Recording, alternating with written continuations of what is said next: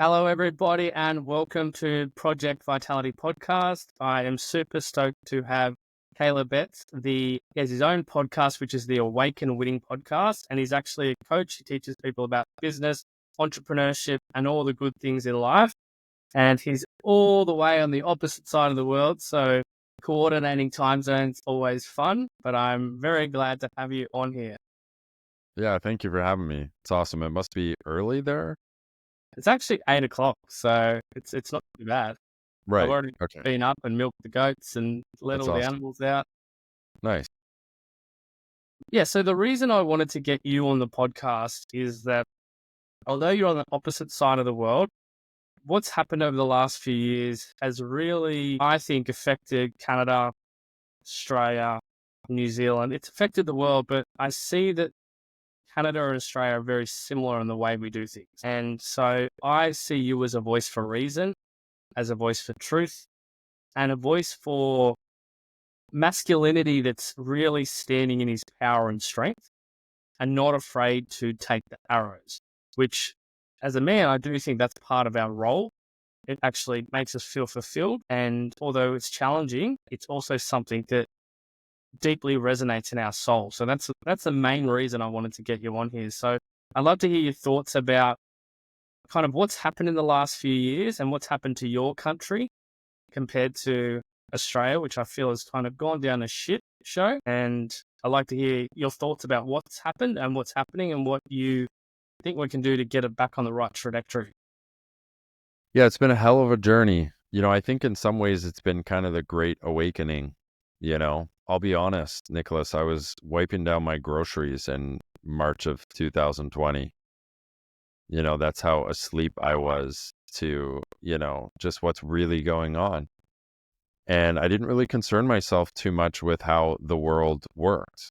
Like I really, really didn't. I wasn't into politics. I really, I was just starting to get into I had already gotten into business quite a bit. I had already gotten into health. That's where I was quite awake.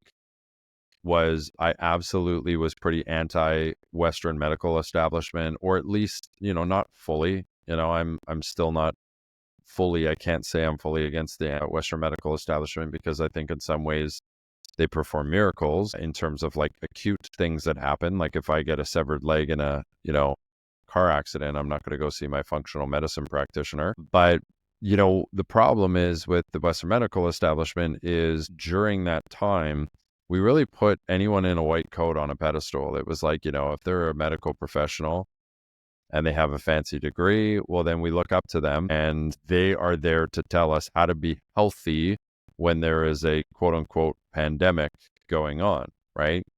Which, has a lot of problems. So I was awake to that, but I wasn't really sure what was like actually going on. I'm really, really conscious of my health. So when I heard that there was this virus out there that could potentially kill us, before we actually really knew what was going on in terms of like the data, I was really cautious and I was telling my friends and family, like, don't go outside. Like, this is a virus that could be transmitted through the air and you need to be careful. And, I wanted to protect my loved ones and myself. But then I started to hear about the data and I started to hear that the vast majority of the people that were having trouble with this virus were people who had comorbidities and, had a compromised immune system and were obese, largely. And I also then started to see how the media was fear mongering and they were really starting to push this in our face 100% of the time. And I could just see how they were kind of skewing things and was saying things in a way that just to get a rise out of people and doing what the media does. So I started to kind of wake up with that, or to that, I should say. And then really, it was just some people in the beginning. And I can't even really tell you exactly who it was. There was numerous people, but I just started to hear some people put together some really logical arguments that were counter narrative that went against what we were being told. And I'm like, this sure as hell is starting to make a lot of sense to me, what these people are saying. So then I started to get obsessed and I started to dive in and do my own research and really understand that like, oh, this is what's going on. And that's why I say it was like the Great Awakening, at least for me and many other people, because it just woke me up to like, well, I see what the government's doing here. I see what the health officials are doing here. I see what the Western medical establishment is doing here. Now they're talking about the vaccine. Oh, okay. I see how this started. Okay. Now I know, big pharma's involved. So now, and, I started to learn about their intentions and, what they're doing. So yeah, I just really started to wake up. And then on April 8th, 2021, I made a video, a 9-minute rant, really just speaking out against all of the bullshit. And it went viral. I was one of the earlier people on social media to go out and kind of speak in that way. And there were so many people, there was so much hate, like a lot of hate, like it got media coverage and everything. But I had a lot of people coming to me saying, thank you, because I see this in the same way you do. And I've woken up. And I really just, to bring this full circle, Nicholas, like, I really just think it was such a blessing, although it was such a tumultuous time and wasn't fun in a lot of ways, obviously. I think it was very necessary. Sometimes, just like in life, we need breakdowns for breakthroughs. And I think that's really what happened, is things got broken down to the point of people actually who were asleep before, like me, waking up to like, whoa, I got to ask a whole lot more questions. And it also gave me purpose. Like, after I made that video and it went wild, yeah, I got a lot of hate, but I got through that, which was quite a journey. But it gave me a lot of confidence. It gave me a voice. And look, it allowed me to step into my masculinity. Because, the masculine is very much logic, reasoning, achievement, conquering, disruption, being a warrior, being a fighter. That's the masculine. The feminine is more being instead of doing. So it's more connecting back to self, being in flow, intuition, emotions, love, connection. And there's obviously a time and place for that. It's more the mother energy as opposed to the warrior energy. But I think that every man is in his essence and in his element, and he thrives when he finds a way to step into a leading and dominant warrior energy, masculine energy. And that's what I was doing. And I stepped into that and I was saying no. And I was fighting the good fight as a warrior in this. And by the way, there's a lot of different pieces to the puzzle. We need mothers in this whole fight as well, too, in this battle. We need mothers to heal the divide that we have, because that's a serious problem. We need more nurturing energy in this battle as well, too. But that's the role that I've taken on throughout all this. That's what I've stepped into. It's been incredibly healing and liberating for me, if I'm being honest. So I have this weird appreciation for all the bullshit that's going on, because if I'm being transparent, it's given me a mission. It's given me a North Star. It's given me mountains to move, which I think innately within all men, that's what we're put on this earth to do, is to find that North Star. And so it's been incredibly fulfilling and meaningful in that way. And I appreciate it in that regard. And that's where I'm at. And that's why I say it's been the Great Awakening. And yeah, I guess I'll pause there, because I could keep going. But that's at large, that's the most of it. Yeah. And I think that's how I came across you, because I was very vocal here in Australia. And I kind of similar. I was really into my health about 15 years ago. I got really sick, and that kind of woke me up to natural health. And I started studying with, well, first of all, I saw a Czech practitioner, and then I started studying with the Czech Institute and Paul Czech. And one of the things that I always loved about him is he always said, never believe a word that I say. And so, but him, as a voice of someone who I trusted and respected and for such a long time, he was speaking up about this stuff quite early on as well. And so when I first kind of intuitively felt that, because I am quite intuitive, I felt, some bullshit's happening here. And I knew something was coming for quite some time. I just didn't know what it was. And I'd also worked in direct sales for such a long time. And I was like, this is the ultimate, biggest marketing promotion. Like, why is this football player telling me to do this? Or why is this guy that's on this TV show telling me to do this? And so that part was super obvious to me. And obviously, because I'd studied in health. And I guess for the beginning part, there was, am I losing my mind? But then a lot of trusted voices, people I deeply respected, were also thinking and feeling and knowing the same thing I was. And then that's how I came across you. I was like, okay, yeah, this is not just me losing my mind. There's some serious shit happening here, and it's a global thing. And yeah, so in Australia, I think we had the harshest lockdowns in the world, but where I lived, it wasn't so bad. And because I'm self-employed, I didn't get as affected as people, although I couldn't travel. And, we had the borders between certain states in Australia were divided, which is the dumbest thing ever. Like a virus just stops here and doesn't go over. Yeah, It's beyond mental, but yeah. I think Canada would have gave Australia a run for its money. I don't know if you had curfews. One of our provinces had curfews Yeah, where you no, we couldn't had be out, but you had curfews. Yeah.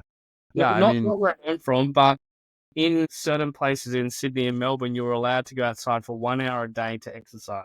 wow, that's crazy. That is so Orwellian. It's not even funny. Yeah, it's mental. So, and we at one point couldn't, like me as an unvaxxed human, I couldn't get on if I was, and I was in Canada for this time, for part of this time. I did escape by finding a loophole, but I wasn't allowed to get on a plane or a train to leave my country, fly to the next city. I couldn't enter into a restaurant, a gym, so many other businesses. I couldn't go to a sports game, right? Even when it started to open up, right? So I don't know if you guys had that. You probably did all of those things. We had all of that. Wow. Yeah, you couldn't cross the you couldn't go to a different state. There was lockdowns and curfews. You weren't allowed to bars, restaurants, sporting matches, anything like that. Just imagine at this point, Nicholas, not asking questions. There are some humans out there who just went through what we went through. And they're not only not asking questions, they are completely oblivious to any of the authoritarian, Orwellian, totalitarian type of stuff that went on. Like it's bananas to me that some people aren't asking questions. Now, I will say, I think there's a lot of people who weren't asking questions back then, but are asking questions now, who still aren't speaking out, who still aren't like us, and and maybe even still think we're crazy, but are still asking some questions. Like that was okay. Like that wasn't what we were sold. Yeah. Yeah. So for example, right now in Australia, it's summer, and I think that they kind of, whoever these psychopaths are, that kind of get their story together. They're like, oh, let's just run it across the world. And so they're like, oh, COVID outbreak again. And it's always just before Christmas. It's like, it's the peak of summer. It's not flu season. And, but that's the story they'll roll with. And now when you see those stories, the majority of the comments are like, this is all nonsense, which is great to see. But yeah, it was pretty gnarly here in Australia. And there was, a few of the other things that they, very controversial things. So we have an Anzac Day. So they wouldn't let people go to the ceremony for Anzac Day, but on the same day there was a football match with 40,000 people in it. And so the different contrasts, it just completely blew my mind. And they really did try to incentivize people to get the vaccine and to really just not listen to because there was social media censorship and all that type of stuff as well. And yeah, I know that happened to you guys over there as well. And it was very, very interesting and very gnarly. But at the same time, for me, it was this is the line in the sand. This is where I, as a man, choose to fall on my sword. I'm willing to lose money. I'm willing to lose friendships. I'm willing to stand here because I believe that this is right. And I feel like specifically for men, although saying that, in Australia, I actually think the women had louder voices. The women stood up more, and it was actually quite disappointing to watch the men kind of, I don't know, just have no spine at That's all. not good. No, it wasn't good. Yeah, you decided to maintain your dignity. This is one of the most foundational principles of, quite honestly, being a human, whether you're a man or a woman. But I would say particularly being a man, because again, the masculine energy, the leading and dominant energy that every man should have. And when I say should, I try and avoid shoulds. I'm just saying, if you want to achieve your highest potential, if you want to live like as though you are aligned with your essence, your element, where you're going to feel the most fulfilled as a man, is to have that leading and dominant energy be the masculine, which is to be a warrior in terms of maintaining your dignity and standing by your principles. That is inherently what is so important about being a man. So, it's so sad that we have men, and now we could get into the feminization of all over the world and the conditioning that's going on there, and quite frankly, the agenda that I think is at play here of trying to demonize masculinity and trying to actually make men less like men and women more like men, right? They're really trying to take those energies. And this gets into the LGBTQ2 plus, or maybe that alphabet has changed at this point. That label has changed. It seems to change a lot, but the LGBTQ2 plus stuff, that to me is their agenda, is to really make gender more of a construct and make it more fluid and flexible. And it's like women can be men and men can be women, and shaming men for being hyper masculine men and shaming women for being hyper feminine women. And then the attack on the nuclear family as well too. And then the attack on religion and God and Christianity, and like the list goes on. But I think that's really what's going on here, is it's the normalization of men being feminine. And quite frankly, when a man goes through what we just went through and falls in line like a sheep and complies with illogical, stupid, totalitarian, Orwellian initiatives and doesn't have the kahunas, or I'll just say it, the fucking balls to stand up and say no, or at the very least ask questions. And then we have more women in Australia and Canada who are being more outspoken than men. I mean, this is a problem. Not that a woman can't speak out, but my gosh, we need more strong, healthy, masculine men that can be there to stand up and be the ones that fight and be the warrior in that scenario. And yeah, I'm deeply disappointed and deeply concerned about where our world is going, because the world desperately needs more strong, healthy, masculine men that can do those things and who are willing to maintain their dignity. I get it. It's tough. It's challenging. There's sacrifice in it. But to me, what do you have when you rest your head on your pillow at the end of the night if you haven't maintained your dignity? Like, I don't know about anyone else, but I can't sleep as a man if I've compromised in that regard. Yeah. And that was one of the big things for me, is like, I can, in 5 years, 10 years time, I'll be able to, and right now I sleep at night going, I did my best to warn people, to stand in my truth, do, even though I took lots of arrows, and even though there was times that I was like, like I even went into politics in Australia. And when I was, because there was a party, it's called the Heart Party now, but it was called IMOP, Informed Medical Options Party.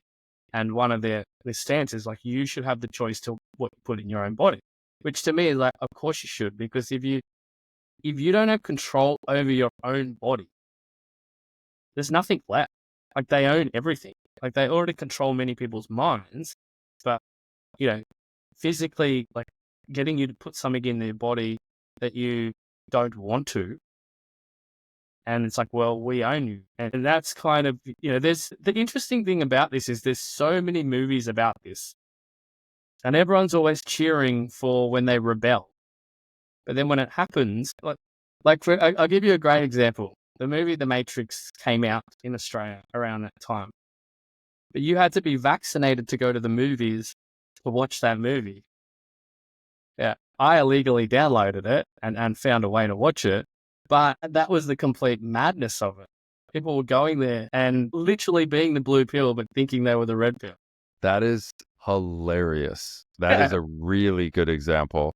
One of my favorite, like, if you're not asking questions, you're a fucking idiot. moment was Kyrie Irving, who plays in the NBA in the US.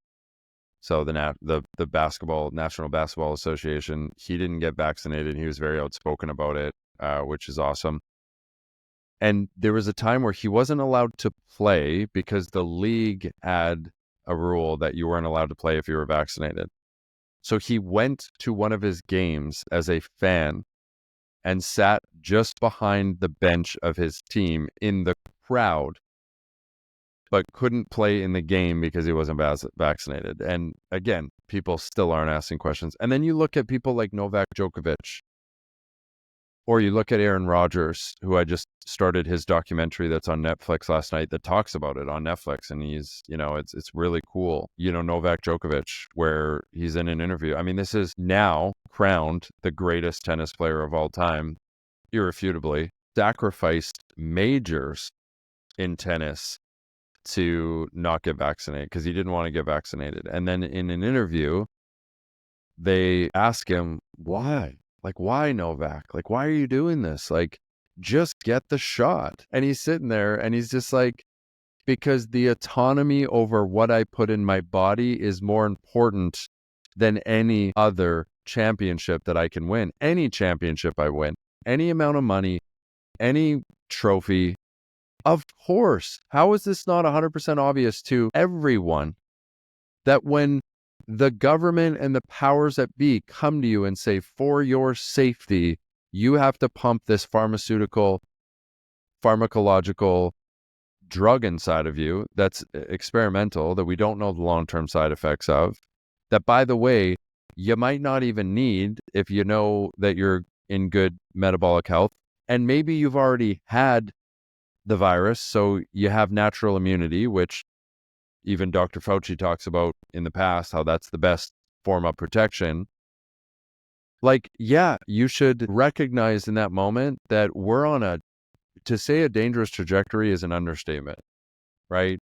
And it goes beyond, like, I get how some people who only watch CNN, I look at, I'm not going to say who they are, but just people close to me. Some people just watching CNN all day.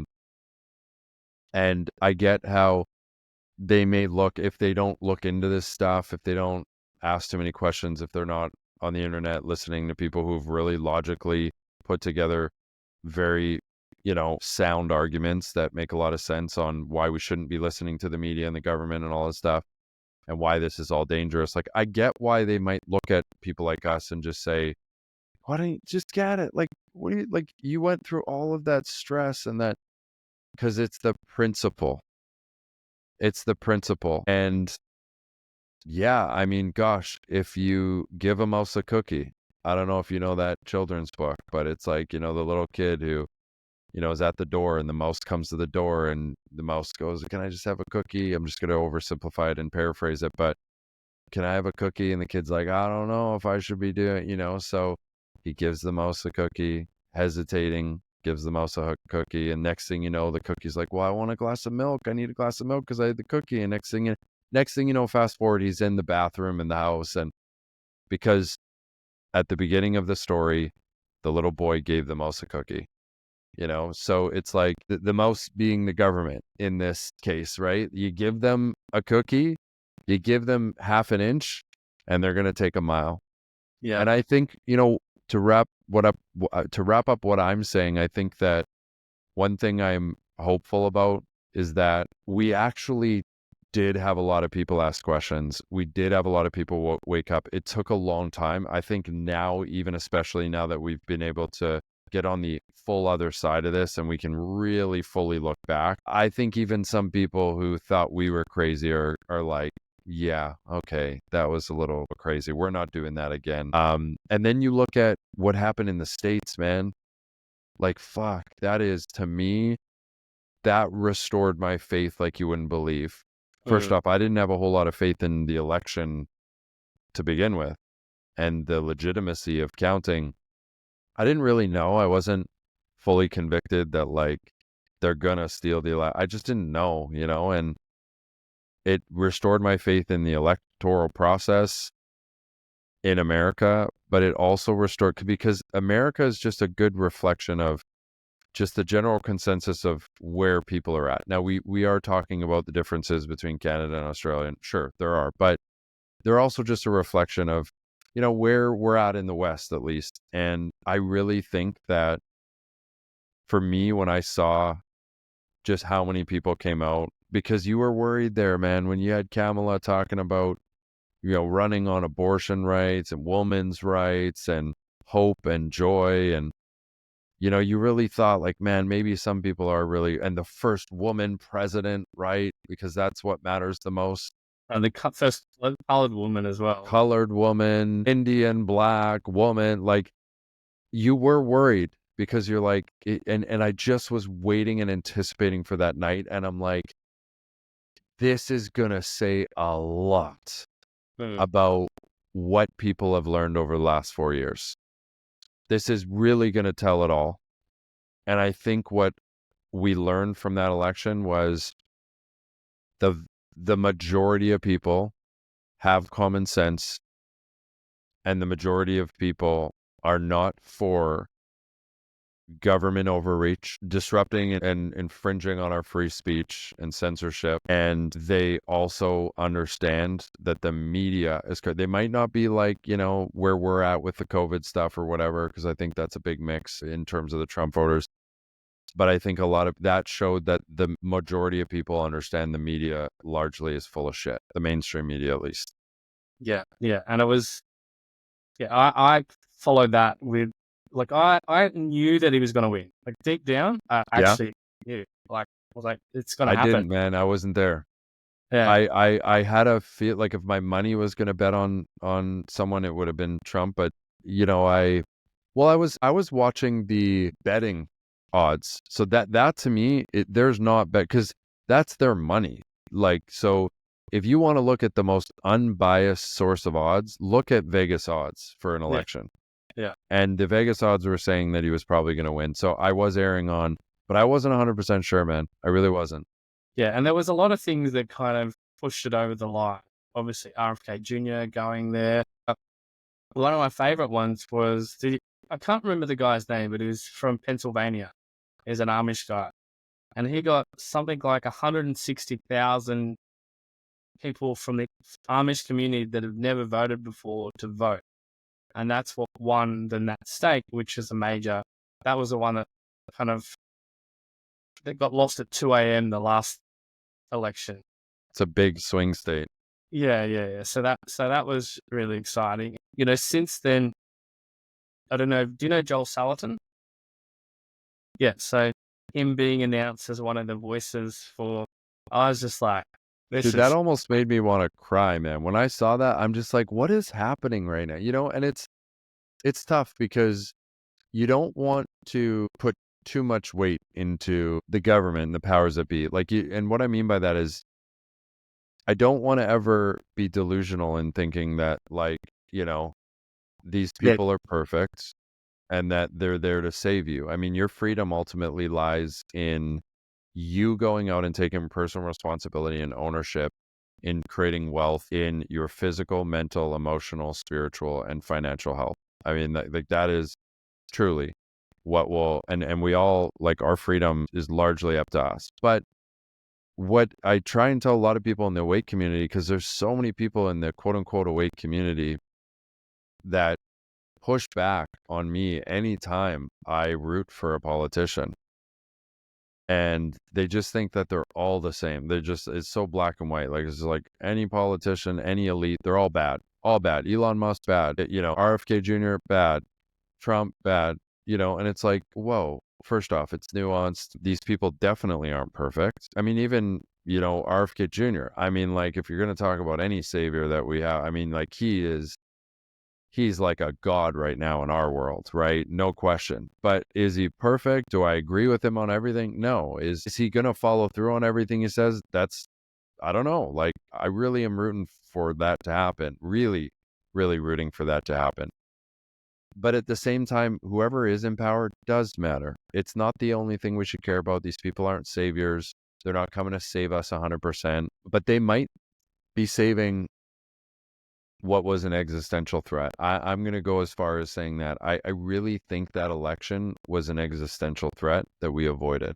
Because if Kamala would have got voted in, the Democratic establishment, I mean, look, when it comes to these wars, the stuff going on in the Middle East and what's going on with Russia and the Ukraine, and oh my God, they are just they're so pro-war, and they keep the military industrial complex going. I mean, they are really the ones who are very pro-establishment and just want these wars to keep going, not willing to negotiate out of these wars. And I mean, look, and then you look at free speech, man, and censorship, and then you look at immigration and what was going to happen with how many people were coming in and immigrating, which inevitably they're going to vote Democrat, these immigrants, because like whether or not they're conservative or liberal, they vote Democrat because they want their friends and families to come in, and Democrats are the one that let them in. But what I heard Elon Musk talking about, which made a lot of sense, is they're sending all these illegal immigrants to the swing states so that there may have never been a real valid election ever again, because so many of these illegal immigrants are in these swing states and they inevitably vote Democrat, that now you have a situation where the election doesn't even really matter anymore because these swing states are all going to go to Democrats.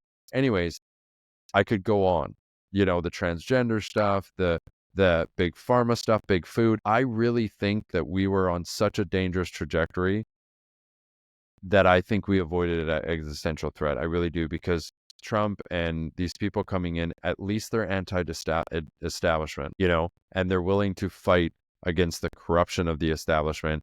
Are they perfect? Certainly not. Are they going to follow through on their promises? That still remains to be seen. And I'm willing to be wrong, but I really think they're going to do some really epic things over the next 4 years, and I'm very here for it. Yeah, and I can't remember the documentary. It was something that Paul Chek told us students to watch a very long time ago. And it was literally about that, how they destabilize countries by sending people in, and that's what happens. It completely destabilizes a country. And you can kind of see that happening all over the world. And it's almost like if you value the foundational beliefs of your country, you're actually a bad person because you're not progressive enough. And this story continues, the racist story and all this type of nonsense, just for having an opinion that's different to the mainstream media. And I don't know if you know Jason Christoff, but I had him on. I think he's Canadian. I had him. He talked a lot about mind control, and he's actually been in the parliament, and he's kind of hanging out with the American doctors crew that's really kind of speaking up and talking up about things. And yeah, he just talks about how it starts from such, a young age, but also what happens when you have confusion, because, none of this makes sense. So when you have confusion, the brain kind of cancels each other out and can't really think, and then it's more susceptible to more nonsense. So one of the biggest things is to create confusion in the individual and in the collective. There's a playbook for all of this. That's the thing, is all you got to do is start studying history, and you realize there really is just a playbook, and that's why I think that it really is just, it's easy for people in today's society to just be sheep and to just fall in line and be compliant. And I want to speak to, you mentioned like Australia and Canada, that we just didn't really, we just bent over and took it, really. And speaking of sheep, I just think in these countries, because of our society and just the way we're conditioned and our culture is very much a people pleasing type of culture, right? We are known as the nice. Go to Australia, the people are so nice. Go to Canada, all the people are so nice. Well, you want to know what nice is? Nice is people pleasing.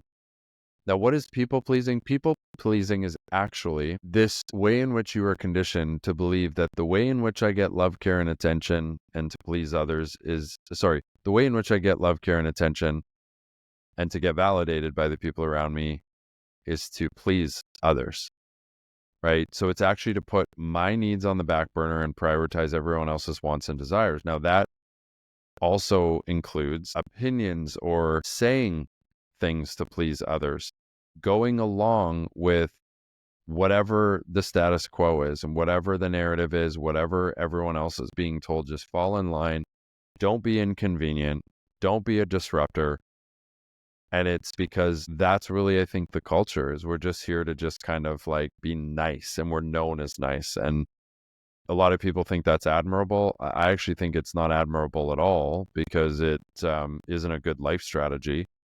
It's dangerous, quite frankly, for a society to be nice. I think it's a authoritarian's dream to have a society of nice people pleasers, quite frankly.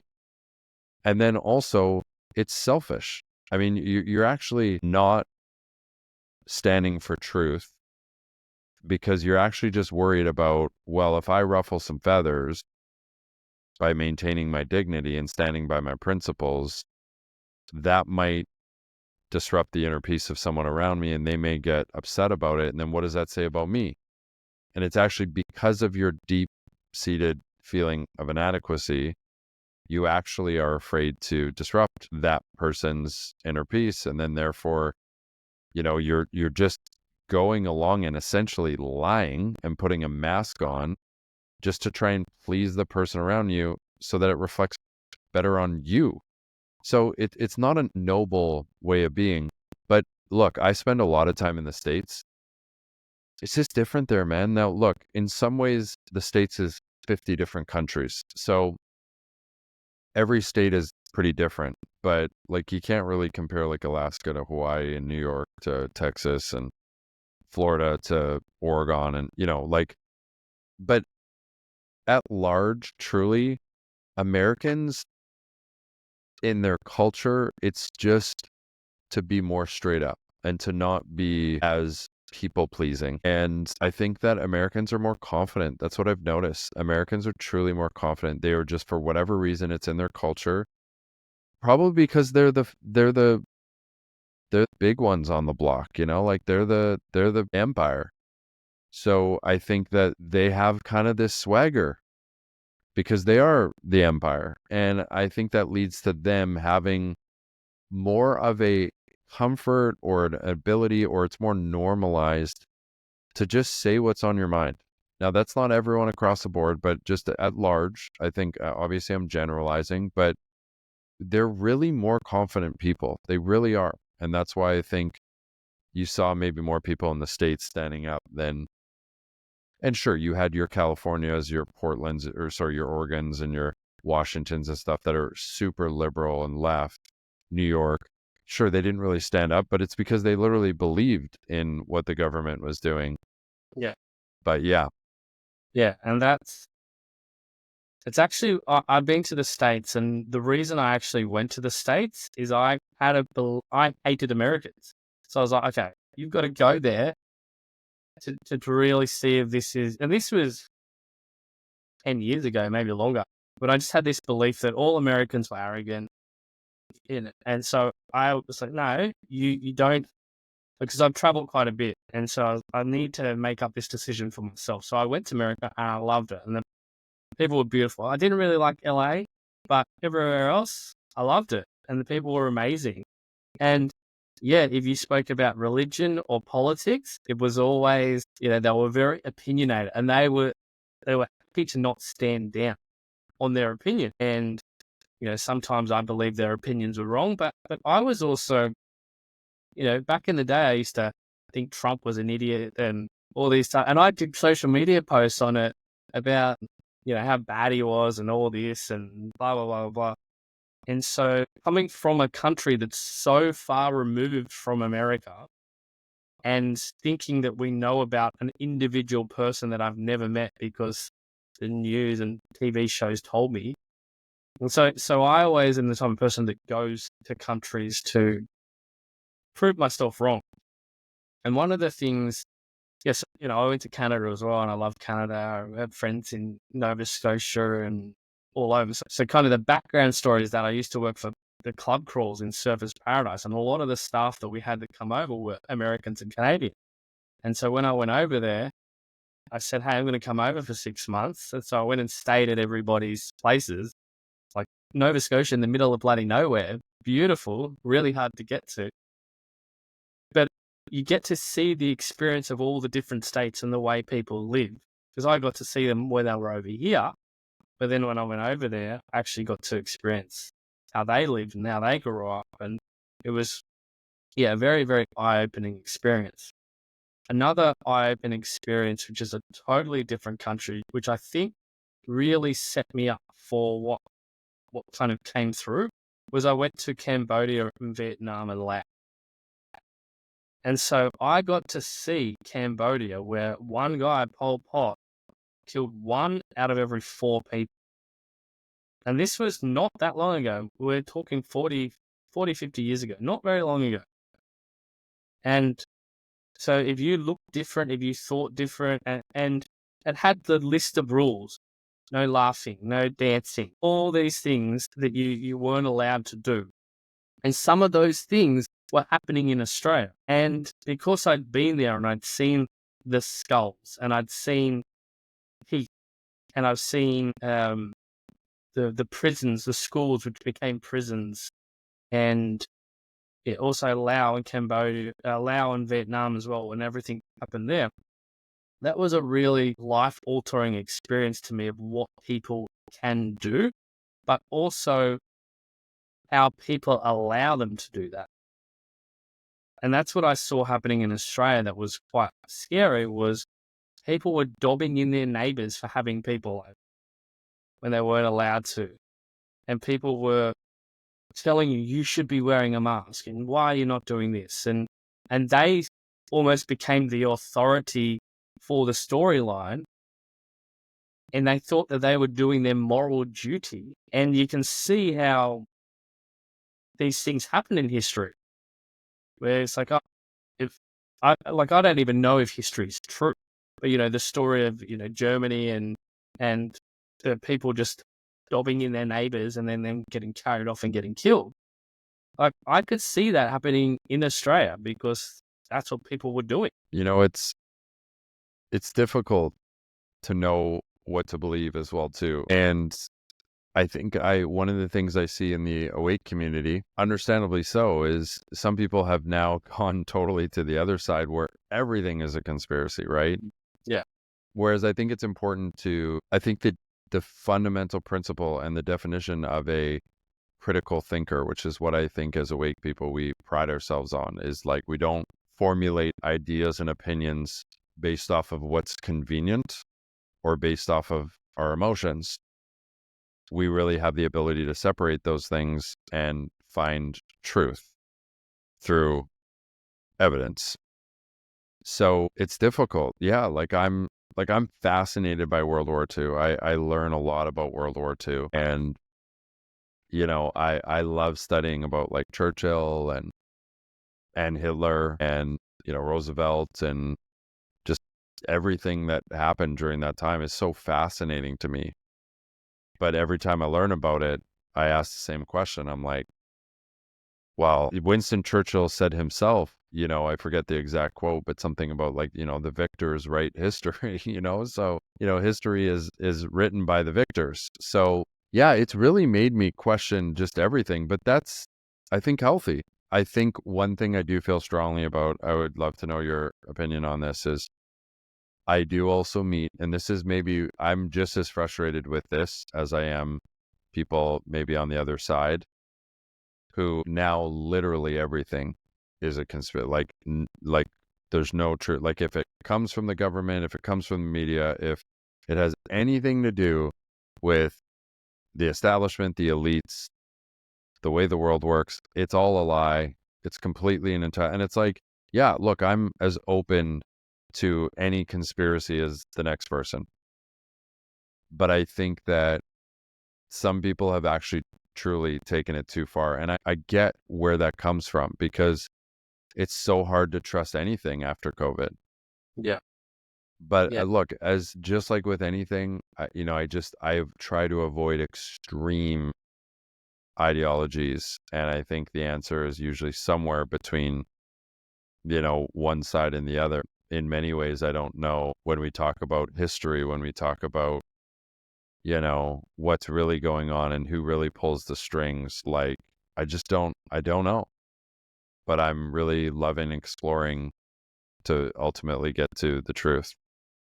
Yeah. And I guess there's a few things that I'd like to touch on that. So with everything that's happening, as Czech practitioners, we talk about the pain teacher, and the pain teacher being your best healer. So everything that's happening in the world right now, whether this person's good or bad or whatever, it's all playing a part in waking us up from a bloody slump, because we were not at our potential. Like, we were not at peak human civilization. And so for us to acknowledge that we're not at peak civilization and to break through that, it's that evolutionary change. So we need a big pain point to get us questioning, making better choices. Even just, oh, there's a virus, I'm going to eat healthier and I'm going to make better choices about my body. Whether you're vaccinated or not, maybe you decided to eat healthier. Most people just didn't, and they just got the jab and they're like, oh, I won't look at my metabolic health and I wouldn't look at all those things. But that pain teacher is so important. So I don't generally look at things as good or bad. There's things that I don't like, certain people, and I'm completely fine with that. I don't hate them. I don't like them. I disagree with what they do, but I'm not going to let it ruin my day. And so, as you're talking about, when people get so obsessed and talk about going down the rabbit hole, yes, a lot of the things we were told were a lie. Just starting off learning about health, and then you learn about taxes and corporate and you're like, it's all bullshit. And you can keep going in history. I think there was I think it's a movie or a Netflix series. I think it's called The Last Kingdom. And the king, and I can't remember the guy's name, the main warrior guy that was doing all the fighting and doing all the winning and, the main hero of the story. And the king's just like, well, I'm just not going to write you into the history books. And so that's the power there, because he had the written pen back then. And so the written pen has been the media for a while.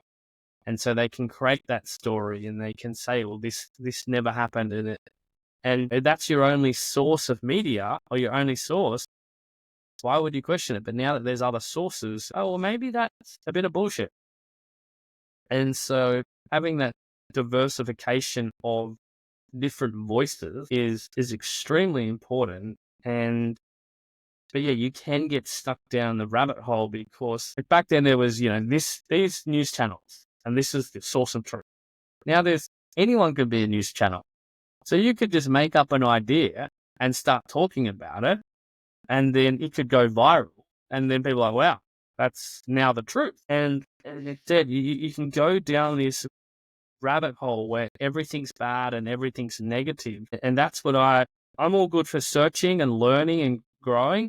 But if you are so negative, you're actually now the Matrix. You're actually now Agent Smith from the Matrix. Because Agent Smith could become anybody. He could be, I think there's a scene where there's a rubbish collector, and he now is the Matrix, and he's controlling this negative story.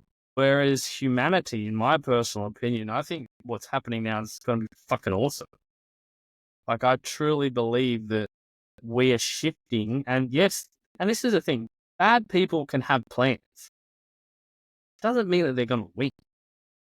And they can have sophistication, and they can have resources, and they can have all this thing. And if you believe that because they have this power, that you're less powerful, you're giving your power to them.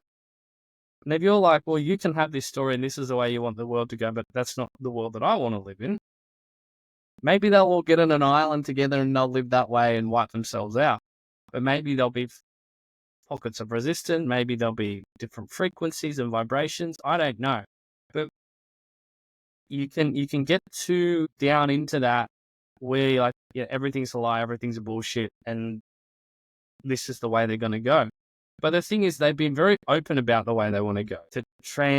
Genderism is leading to the transhumanism. Like, and they want the pedophilia to be normal and all this type of stuff. So you can pick now you're a boy or a girl. Okay, well now you can choose your age. And it's pretty easy to see the direction that they want to go. And that's because they're mental and they're unwell. But then there's a group of people that are like, well, that's fucked up. I'm not going to live that way. And I'm going to raise my family and my circle of people and my community, and we're going to live a different way.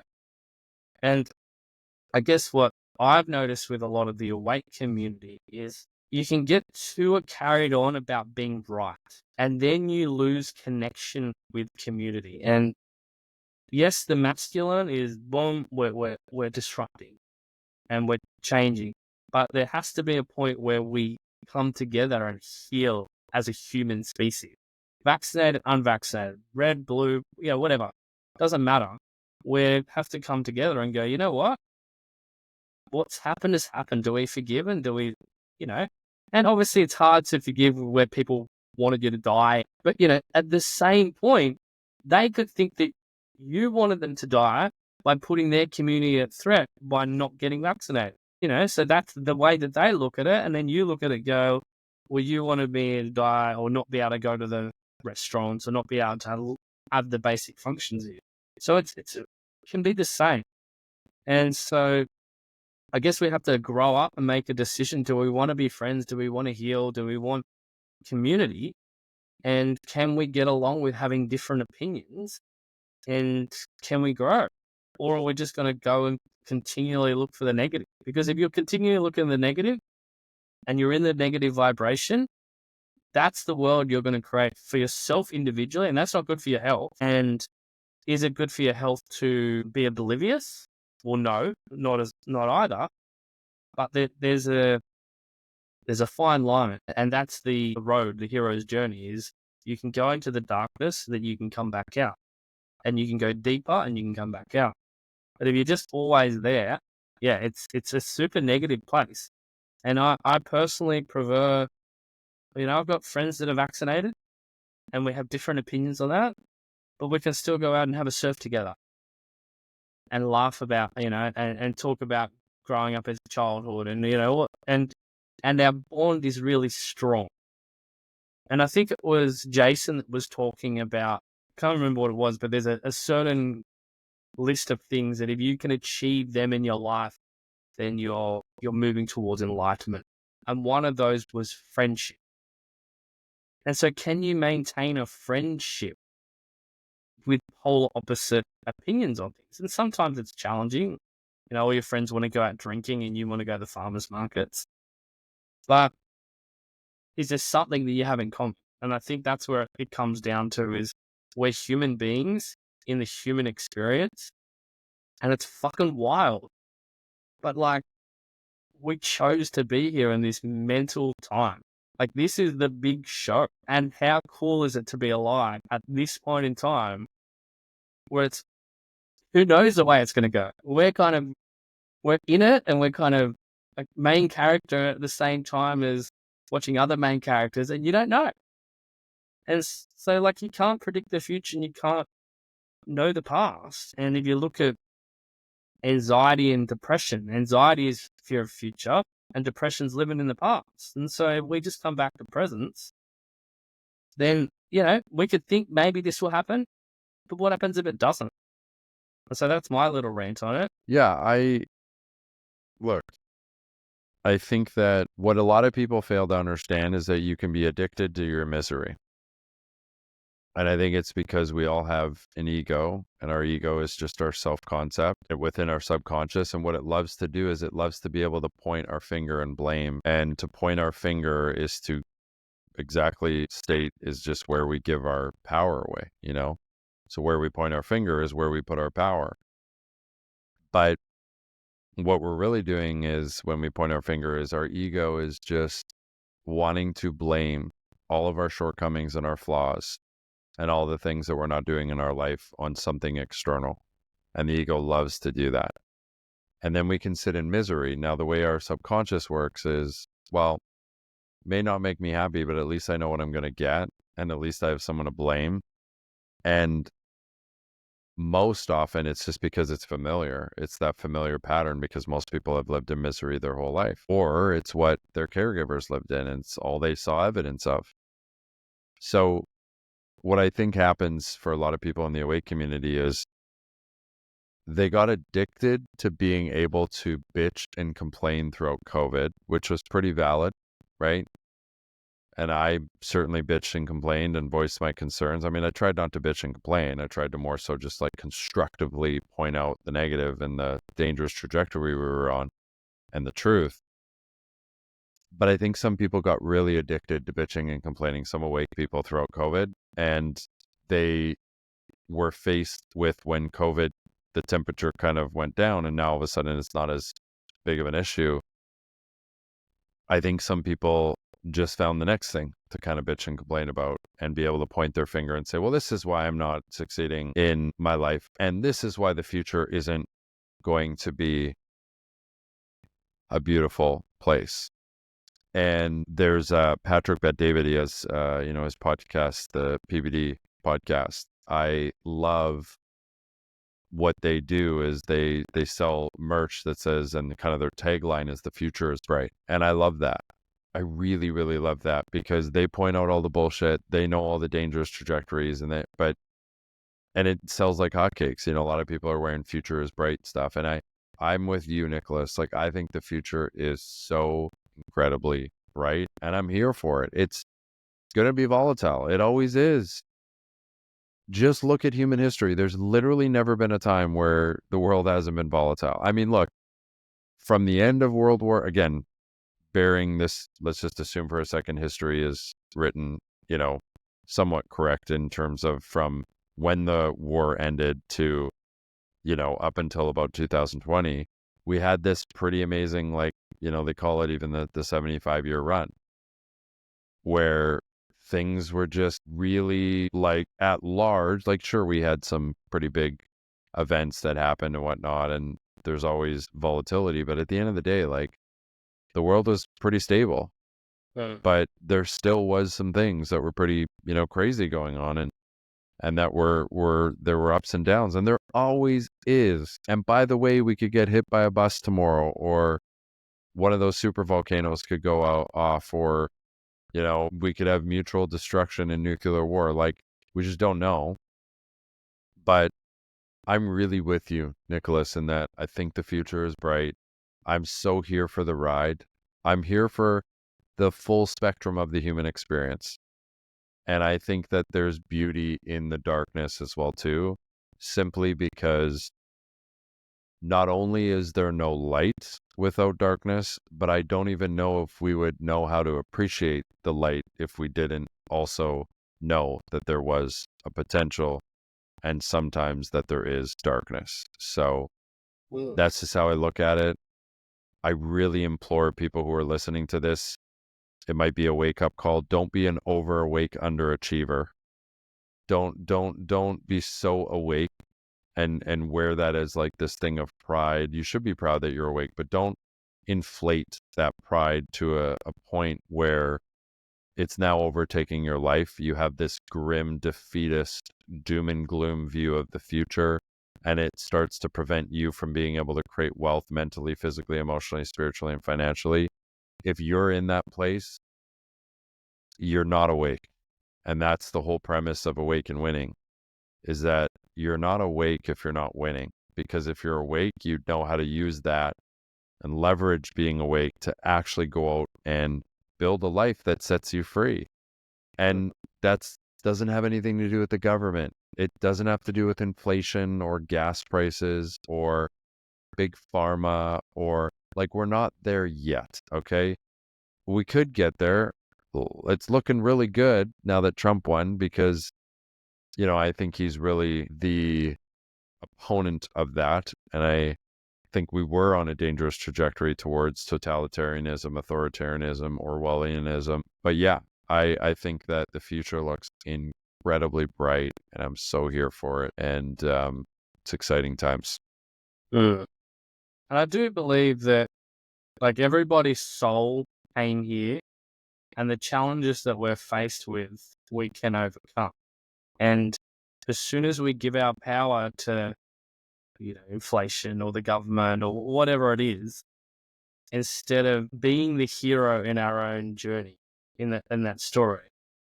And every story needs a villain. Without a villain, it's Yeah. It's people say that the you hero's journey. have to have peace and quiet and things be easier. This stuff wouldn't work. This world wouldn't work. Humanity wouldn't work. The universe would not work if we had nothing but peace and serenity and vitality and prosperity. It's so necessary to have that full spectrum. And like you said, just because people have evil agendas, it doesn't mean they're going to win. It doesn't mean they're going to. And look, I'm also of the belief that I think we're convinced that like everyone that's, a part of the other team is part of the big evil agenda. I think vastly it's mostly just they have a different worldview. Like I would like to call it ignorance. I would like to call it incompetence. I'd like to call it a lack of intelligence, but I won't even say that. I'll just say that it's just that they just have a different worldview. And they genuinely put on their pants in the morning, they look in the mirror, and they think that what they're doing is right. They think that they are right? Just like we do.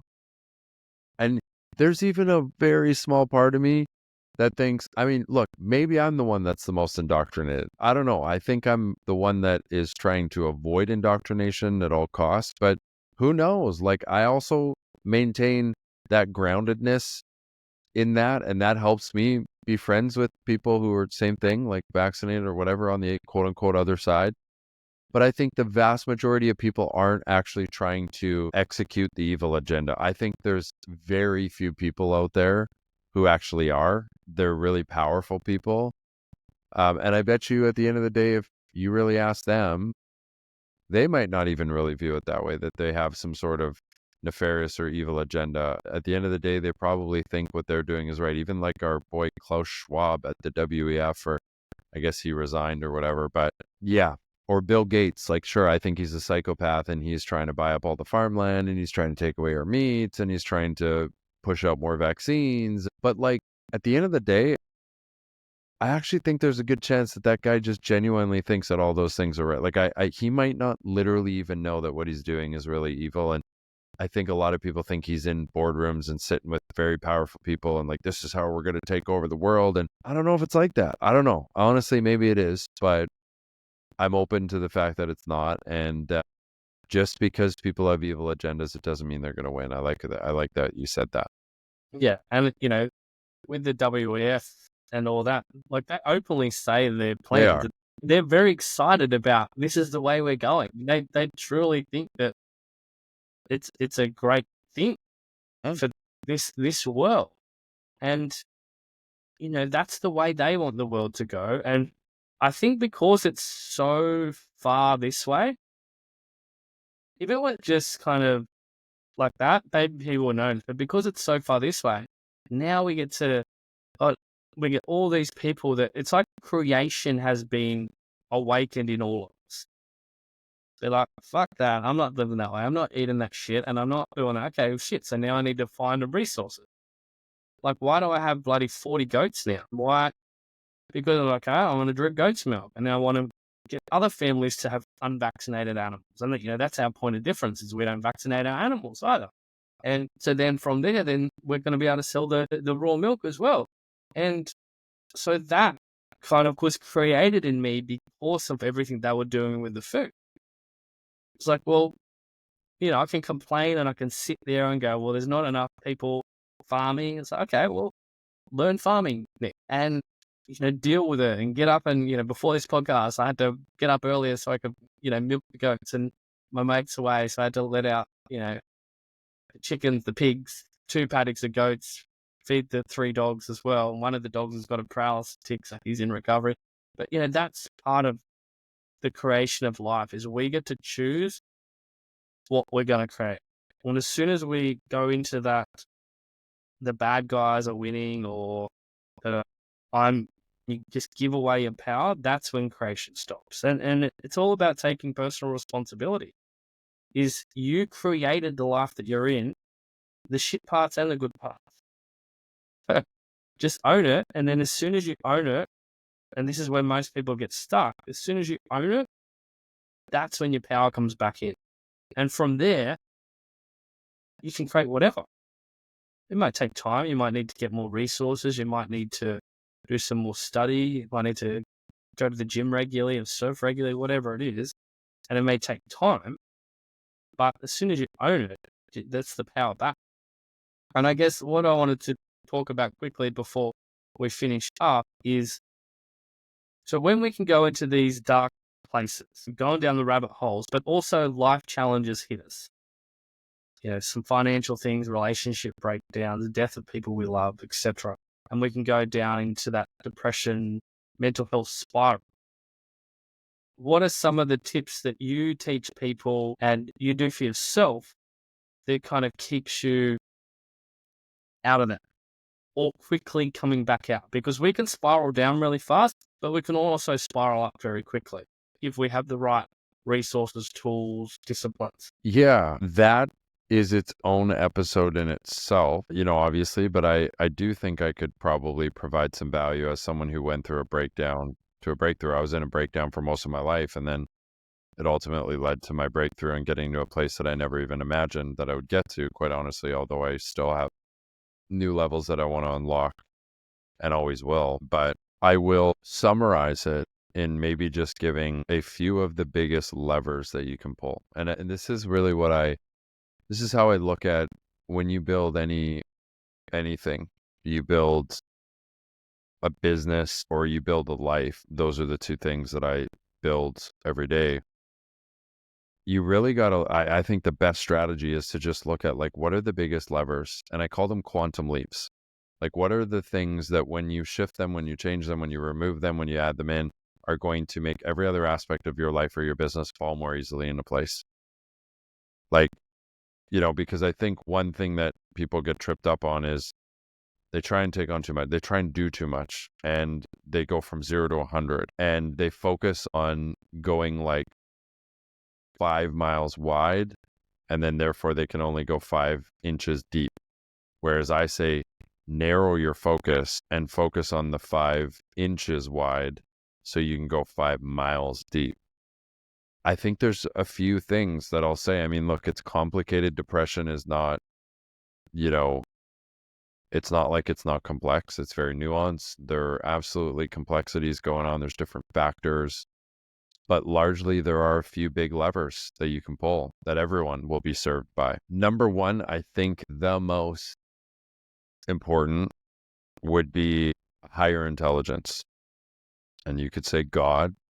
You could say some people like saying the universe, source, whatever you want to call it, to understand that something within us is connected to something greater than us, to me, is maybe the ultimate principle and the ultimate lever that you can pull. So I think that's really important.